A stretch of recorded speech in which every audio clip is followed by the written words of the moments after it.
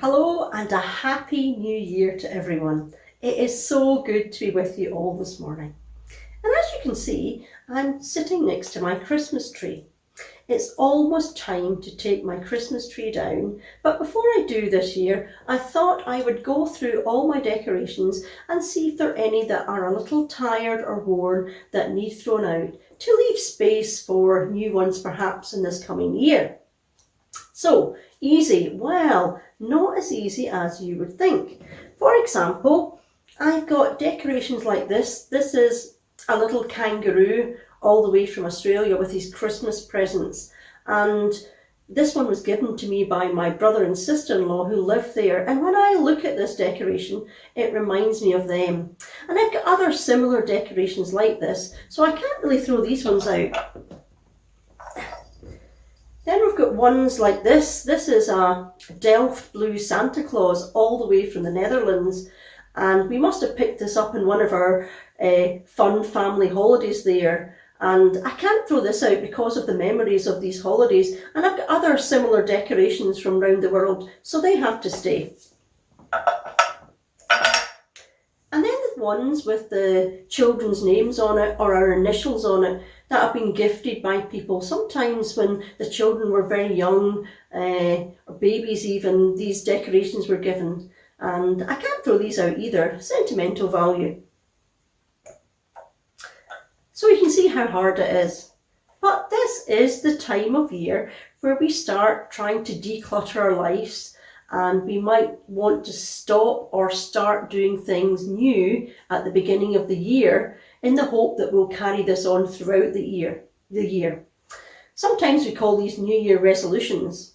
We might want to stop some bad habits like overeating or eating junk food or spending too much time playing video games or whatever. Or we might want to start doing some new things like eating healthily or getting more exercise. And we tend to do this at the very beginning of the year in the hope that we will keep these up as the year progresses. But I don't know about you. Last year and through to this new year, we've had so many changes already. There's so many things we've already had to stop and start doing. We've had to stop travelling so much. We've had to stop getting close, touching other people, hugging. We've even had to stop singing. I found this one in public places. I found this one of the most difficult things, especially at school on the run up to Christmas. All I heard was, "Mrs. Downey, no singing." Oh, the funny thing was though, all my life people have told me I can't sing, so anyway, we've had to start learning new skills as well. We've had to start getting to grips with technology in order to stay in touch with people. We've had to start learning new activities because we can't do the ones that we love. Perhaps we now have discovered our surrounding area and gone for lots of walks. But so many changes already. Is there room for any more? That's what I was asking myself yesterday. So I then thought about the effect all these changes have had on the people round about me and the land round about me. And I think people have become more loving and gentle towards one another now, because we had a glimpse of what life was like without each other and being isolated. And now when we get together with people, I sense that more love and gentleness. And there was a sense of goodness within our streets and communities as we got together to support the people that were working very hard, the key workers.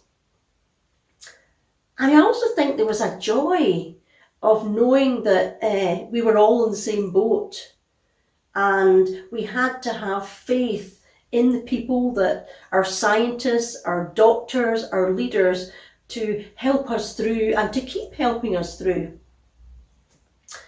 And then the effect on the land, there was sort of a peace. Remember the peace when there was less airplanes in the sky and cars on the road, and suddenly we heard the birds singing more clearly, and just the peace from machinery and other things that were pollute our earth.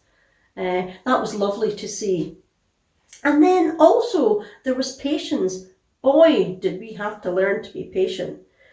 There were so many queues we had to stand in for shops, for doctors, for post offices. We had to learn to be patient as we waited to find out what was happening about work, about schools. And we were waiting for that news coming on the television or on the radio about this. And we also had to have self-control. We had to learn to stop doing the things that we enjoy doing, and that was hard. And we had to control ourselves to keep new rules and regulations and to find new things to do, and that was hard too. So we had to use a lot of self-control there.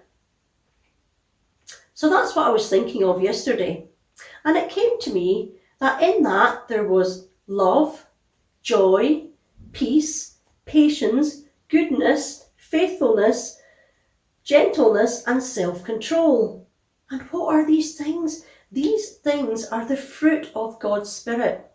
It tells us about this in Galatians chapter 5. And when do we have this? We experience these things when we are walking closely with God and filled with His Spirit. And it came to me then, this is how I want to start the new year. I want to start the new year by trying to put God at the very centre of everything I do, not an afterthought. I want to stay close to God by keeping in touch with my Christian friends. I want to keep looking into God's Word, to learn more about Him every day. I want to talk and pray to God at every opportunity. I want to feel filled with His Spirit so that I can too feel that love, joy, peace, patience, goodness, faithfulness, gentleness, and self-control.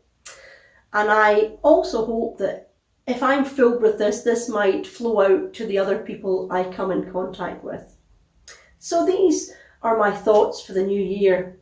I wonder what yours are. Anyway, back to my tree. What am I going to do with this? You know what? I think I'm just going to keep all my decorations on the tree. I think I love them all. Maybe not this one. This lovely Cadbury's chocolate decoration might not last till next year. Anyway, la la la la la la la la la.